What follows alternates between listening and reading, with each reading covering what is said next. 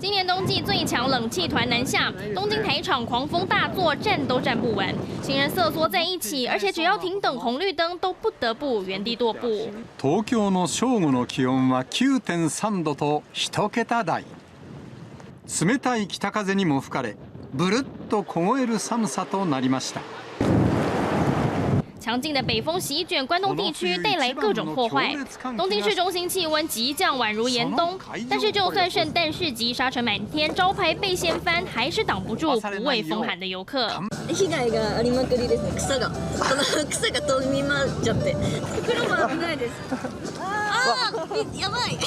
羽田机场每秒风速24.7公尺，飞机摇摇晃晃，惊险降落。东京的若州海滨公园也因为浪高紧急关闭，而且大田区还有一只底部腐蚀的街灯被吹倒。群馬県草津です。手元の温度計はマイナス4.2度を示しています。持っている指先も凍てつくような寒さです。 不过，日本东北部已经普降大雪，秋田县一场暴雪还导致一列火车脱轨翻覆，所幸车上没有乘客，50多岁的司机员被送医。气象厅指出，单单在12号，全日本就有228个地点经历了严冬，气温低于摄氏0度，而这种严寒天气将持续到整个周末。そして明日も寒さが続きます。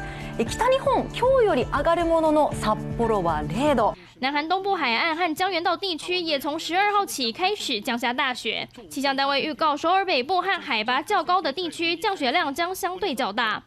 首尔市政府已经预告，今天将发布2级降雪预警，部署约8000名工作人员和1200台除雪设备，以防首都交通瘫痪。三立新闻综合报道。